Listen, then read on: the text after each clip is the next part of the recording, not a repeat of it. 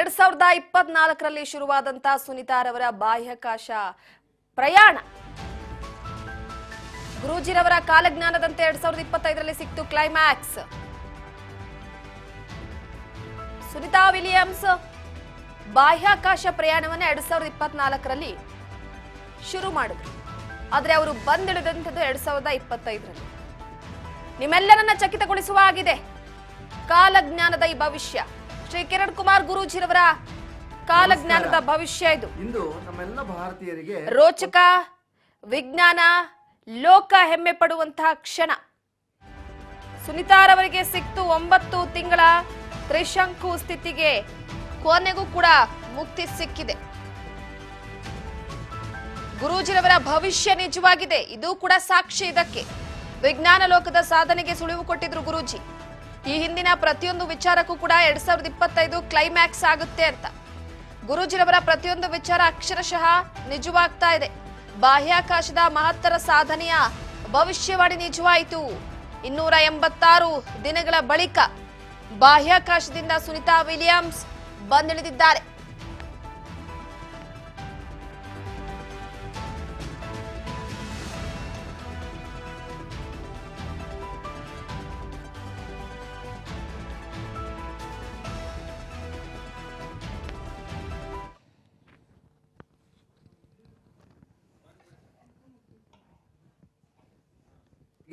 ಒಂದು ಹರ್ಷವಾದಂತಹ ಸಂಗತಿ ಏನಪ್ಪಾ ಅಂತಂದರೆ, ನಮ್ಮ ಭಾರತದ ಮೂಲವರಾದಂತಹ ಸ್ಮಿತಾ ವಿಲಿಯಮ್ಸ್ ಗಗನ ಯಾತ್ರೆಯಿಂದ ನಿನ್ನೆ ಸುರಕ್ಷಿತವಾಗಿ ಒಂದು ಭೂಮಂಡಲಕ್ಕೆ ಬಂದು ಸೇರಿದ್ದಾರೆ.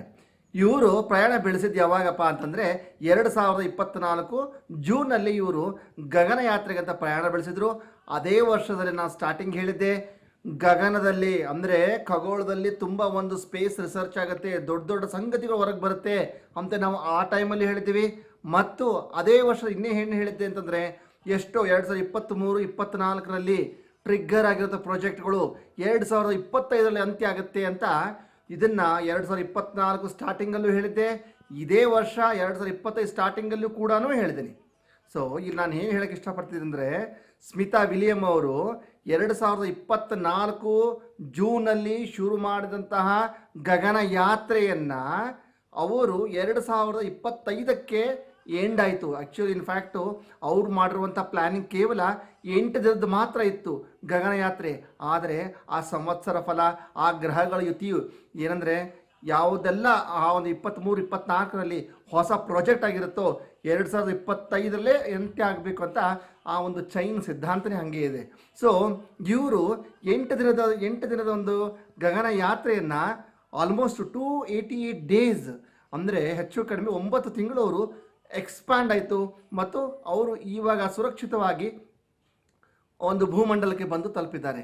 ಸೊ ಎಷ್ಟೋ ಪ್ರಾಜೆಕ್ಟ್ಸ್ಗಳು 2023-24ರಲ್ಲಿ ಟ್ರಿಗ್ಗರ್ ಆಗಿದ್ದು 25ಕ್ಕೆ ಒಂದು ಅಂತ್ಯ ಕಾಣುತ್ತೆ. ಸೊ ಇದು ಕೇವಲ ಒಂದು ಕಾನ್ಸೆಪ್ಟ್ ಅಲ್ಲ, ಇದು ಸುಮಾರು ಸಂಗತಿಗಳು 2024 ಮೇ ಮತ್ತು ಜೂನ್, ಎಸ್ಪೆಷಲಿ ನಮ್ಮ ಕರ್ನಾಟಕದ ಹೇಳ್ತಾ ಇದ್ದೀನಿ, 2024 ಮೇ ಜೂನಲ್ಲಿ ಸುಮಾರು ಸಂಗತಿಗಳು ರಾಜಕೀಯದಲ್ಲಿ ಚರ್ಚೆ ಆಗೋಗಿದೆ, ಒಪ್ಪಂದ ಆಗೋಗಿದೆ. ಆದರೆ ಯಾವುದೂ ಬೆಳಕಿಗೆ ಬಂದಿಲ್ಲ. ಈ ಬರಲಿರೋ ದಿನಗಳಲ್ಲಿ ಅಂದರೆ ಆಲ್ರೆಡಿ 2024ರಲ್ಲಿ ಎಕ್ಸಿಕ್ಯೂಟ್ ಆಗಿ 2024ರಲ್ಲಿ ಅಂತ್ಯ ಆಗಬೇಕಾಗಿತ್ತದು. ಆದರೆ ಆ ವರ್ಷದ ಸಂವತ್ಸರ ಫಲ, ಗ್ರಹಗಳ ಯುತಿ ಏನು ಮಾಡುತ್ತೆ, ಅದನ್ನು ಡ್ರ್ಯಾಗ್ ಮಾಡ್ತು.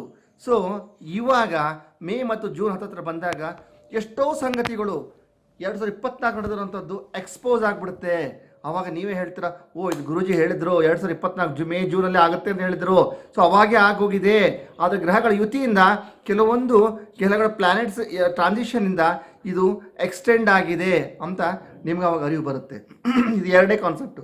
ಇನ್ನು ಅತಿ ಮೂರನೇದು ಏನಂದರೆ, ನನಗೆ ಏನೊಂದು ಇಷ್ಟೊಂದು ನಾವು ಟಿ ವಿ ಮೀಡಿಯಾದಲ್ಲಿ ಅಂದರೆ ಫೆಬ್ರವರಿ ಫಸ್ಟ್ ವೀಕಿಂದ ಅಲರ್ಟ್ ಅಂತ ಕೊಟ್ವಿ, ಫೆಬ್ರವರಿ ಎಂಡಿಗೆ ನಾನು ಅಲರ್ಟ್ ಅಂತ ಕೊಟ್ಟೆ, ಮಾರ್ಚ್ ಫಸ್ಟ್ ವೀಕಲ್ಲಿ ಡೇಂಜರ್ ಅಂತ ಕೊಟ್ಟೆ, ಮಾರ್ಚ್ ಸೆಕೆಂಡ್ ವೀಕಲ್ಲಿ ಕೂಡ ಡೇಂಜರ್ ಅಂತ ಕೊಟ್ಟೆ.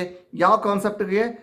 ಮುಖ್ಯವಾಗಿ ರಾಜಕಾರಣಿಗಳಿಗೆ, ದೊಡ್ಡ ದೊಡ್ಡ ರಾಜಕಾರಣಿಗಳಿಗೆ, ಶಾಸಕಾಂಗದ ದೊಡ್ಡ ದೊಡ್ಡ ತಲೆಗಳಿಗೆ, ಯಾರೆಲ್ಲ ರಾಜ್ಯದಲ್ಲಿ ಪ್ರಭಾವಿ ನಾಯಕರಂತಿರ್ತಾರೋ ಅಂಥವರಿಗೆ ಇದರ್ 2 ಥರ ಡೆತ್ ಆಗುತ್ತೆ. ಡೈರೆಕ್ಟ್ ಒಂದು ಡೆತ್ತು, ನ್ಯಾಚುರಲ್ ಆಗಿ ಆಗುವಂಥ ಡೆತ್ ಒಂದು, ಅಥವಾ ಯಾವುದೋ ಒಂದು ಕೊಲೆನೋ ಅಸಾಸಿನೇಷನ್ ಎರಡನೇದ್ದು.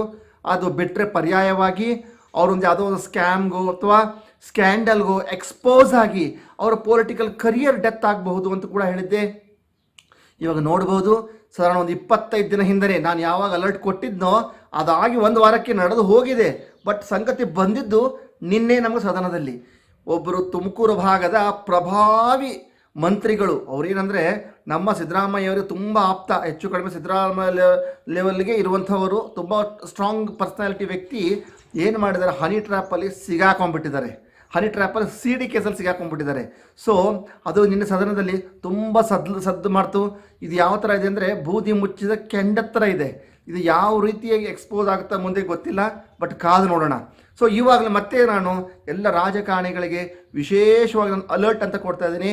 ಮುಂಬರುವ ದಿನಗಳು ಈ ಗಣ್ಯ ವ್ಯಕ್ತಿಗಳಿಗೆ ಯಾರೆಲ್ಲ ದೊಡ್ಡ ತಲೆ ಅನಿಸ್ಕೊಂಡಿದ್ದಾರೋ ಅಂಥವ್ರ ಟೈಮ್ ಸರಿ ಇಲ್ಲ, ಹುಷಾರಾಗಿರಿ. ಇಷ್ಟು ಹೇಳ್ತಾ ಇವತ್ತಿನ ಕಿರುಸಂಚಿಕೆಗೆ ಅಲ್ಪ ವಿರಾಮ ಇಡ್ತಿದ್ದೀನಿ. ಸರ್ವೇ ಜನಾಃ ಸುಖಿನೋ ಭವ.